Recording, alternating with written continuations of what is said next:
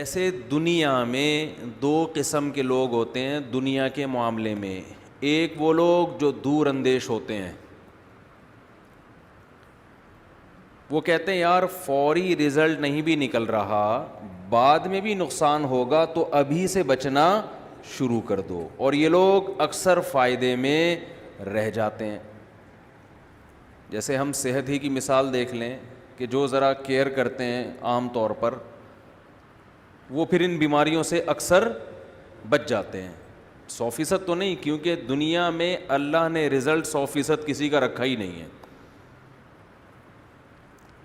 100% صرف آخرت میں ہی ہے کہ آپ آخرت کے لیے کوئی عمل کریں گے تو اللہ فرماتے ہیں لا یظلم ربک احدا, تیرا رب ظلم نہیں کرے گا, اجر ضائع نہیں کرے گا. جو نیکی کرے گا تو ایک کے بجائے 10 گنا بڑھا کے کم سے کم دوں گا میں.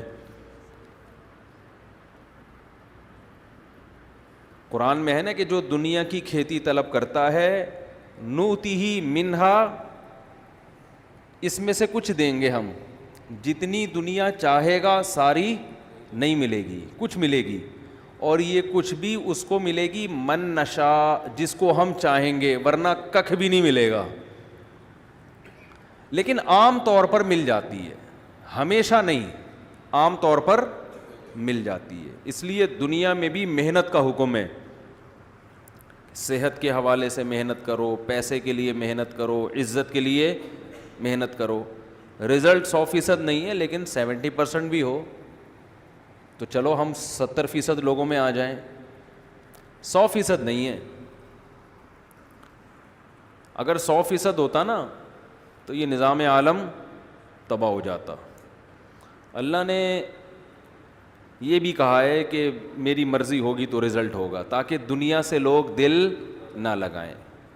دیکھو دونوں چیزیں رکھی ہیں, محنت کرو گے اکثر ملے گا, یہ اس لیے کہ تاکہ محنت کرو, ورنہ سب ہاتھ پہ ہاتھ رکھ کے تقدیر پر ایمان لا کے بیٹھ جاتے. کوئی محنت کرتا ہی نہیں تو بھی دنیا کا نظام کیا ہو جاتا, برباد. لوگ بیمار ہوتے, علاج نہیں کرتے, ڈاکٹروں کی واٹ لگ جاتی بیچاروں کی. ایسا ہی ہے نا, ان کے گھروں کے چولہے بند ہو جاتے تو کچھ بھی نہیں ہوتا. تو اس لیے اللہ نے محنت پہ رزلٹ رکھا ہے تاکہ لوگ محنت کرتے رہیں. لیکن بہت مرتبہ ایسا بھی ہوتا ہے کہ آپ محنت کرتے ہیں, نتیجہ اس کا زیرو.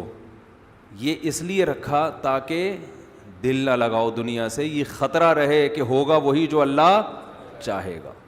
یہ اللہ کی ایک حکمت ہے, اس میں ہوگا وہی جو کون چاہے گا, اللہ. لہذا فنٹر بننے کی کوشش مت کرو. آپ اگر جم جا رہے ہو اور اچھی خوراکیں کھا رہے ہو اور آپ یہ سمجھو گے کہ آپ دنیا کا سب سے بڑا فنٹر میں ہی بن جاؤں گا, تو اس خوش فہمی میں نہ رہو. ہو سکتا ہے یہی جم جانا آپ کی صحت بنانے کے بجائے آپ کی صحت کی بربادی کا ذریعہ بن جائے. ایک فزیکل فٹنس کے ماہر تھے, ٹرینر تھے, وہ کوئی انجیکشن انہوں نے ایسا لگا لیا کہ وہ الٹا ان کے گلے پڑ گیا. اب دیکھو وہ لگایا تو اس چکر میں تھا کہ میری زبردست قسم کی فٹنس ہوگی اور زبردست گولے شولے بنیں گے میرے. اسپیڈ بریکر جو باڈی بلڈر کے بن جاتے ہیں نا مختلف بہت سارے, تو 1-2 بریکر ہمارے بھی نکل آئیں گے. لیکن سائیڈ ایفیکٹ, ری ایکشن ہوا اور لینے کے دینے پڑ گئے. تو یہ اللہ کرتا, آپ ویٹ اٹھا رہے ہیں ڈولے بنانے کے لیے, اسی سے کمر چٹک گئی آپ کی, ساری زندگی ویٹ اٹھانے کے قابل رہے نہیں آپ. یہ اللہ بتاتا ہے بھائی میں الٹا کر دیتا ہوں عمل کو. بادام کھائے جاتے ہیں خشکی دور کرنے کے لیے. بادام کا تیل جو ہے وہ خشکی دور کرتا ہے. جن کی اسکن ہو نا خشک, پھٹ رہی ہو, جگہ جگہ سے خون نکل رہا ہو, ایسا ہوتا ہے نا اسکن میں, اور چمک نہیں ہوتی چہرے پہ, بادام کا تیل کھانا شروع کر دیں تو وہ کیا ہو جائے گی, وہ جو خشکی تھی وہ کیا ہو جائے گی, دور, ختم. لیکن بعض اوقات ری ایکشن بھی کر دیتا ہے بادام کا تیل. ہے تیل, بجائے تری پیدا کرنے کے اور خشکی پیدا کر دیتا ہے. وہ الٹا کر دیتے ہیں اللہ اس کے عمل کو. آپ نے بال اگانے کے لیے بادام کا تیل کھایا, جو رہے سہے بال تھے وہ بھی مارکیٹ سے شارٹ ہو گئے, ری ایکشن ہو جاتا ہے. تو یہ اللہ کرتے ہیں.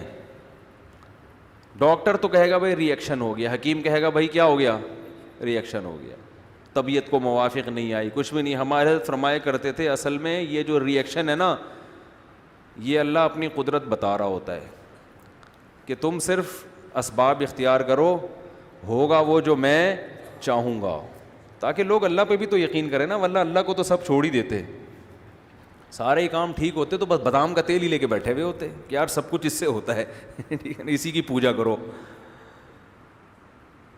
اگر ڈاکٹر کے ہاتھ میں شفا ہوتی تو لوگ قبرستان میں جانا چھوڑ دیتے, قبرستان ختم, جب بیمار ہوئے ٹیکا لگایا آپ فٹ فاٹ گھوم رہے ہو. لیکن ایسا نہیں ہوتا. ڈاکٹر کہتے ہیں بھائی بیماری سمجھ میں نہیں آ رہی, سمجھ میں آ رہی ہے, علاج کر رہے ہیں, پتہ نہیں فائدہ کیوں نہیں ہو رہا, اور علاج کر رہے ہیں فائدہ بھی ہو رہا ہے, مر پتہ نہیں کیوں رہا ہے, پھر بھی کیوں مر گیا. کہتے ہیں نا بھئی رات ابا سے مل کے آیا, اچھے بھلے ٹھیک ٹھاک تھے, ڈاکٹر نے کہا تھا اب تو لے جائیں, بس 2 دن میں چھٹی ہو جائے گی, صبح انتقال کی خبر آ گئی. ایسے بہت کیسز ہوتے ہیں, اور یہ صرف یہاں نہیں ہوتے, ساری دنیا میں ہوتے ہیں. تو یہ دنیا اللہ نے ایسی بنائی ہے کہ یہاں اسباب پر 100% رزلٹ اللہ نے رکھا ہی نہیں ہے. یہ جو علی سکپارہ تھا, یہ کیٹو کی پہاڑی پہ ناکام ہونے کے لیے چڑھا تھا یا کامیابی کے لیے؟ اگر اس کا خیال ہوتا, 50% بھی خیال ہوتا کہ میں مر جاؤں گا, تو چڑھتا ہی ہے.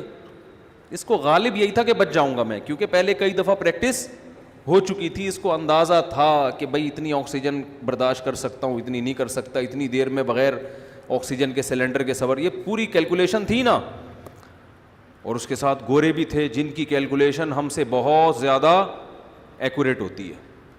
ہمارے یہاں تو جب بھی کوئی دکان والا کیلکولیشن کرتا ہے, بعض دفعہ اس میں گڑبڑ کر رہا ہو, دودھ اتنا بن رہا تھا, پیسے زیادہ بنا دیے, آپ کیلکولیٹ کرو تو بعض دفعہ ہوتا ہے. تو گوروں کی کیلکولیشن بھی کیسی ہوتی ہے, کیلکولیٹر بنایا انہوں نے کیلکولیشن کے لیے. ساری کیلکولیشن اس لیے تھی کہ میں کامیاب ہونا چاہتا ہوں, میری آئندہ زندگی اور اچھی گزرے گی, میری عزت بھی ہوگی اور پیسہ بھی ملے گا, تو آئندہ لائف جتنی جیسی لائف اب ہے اگلی اس سے اچھی ہوگی. اس کے لیے کیٹو کی پہاڑی پہ چڑھنے کی کوشش کی, لیکن سرے سے لائف ہی سے ہاتھ دھونے پڑ گئے. یہ اللہ ہے جو اپنی قدرت بولو بھائی دکھاتا ہے.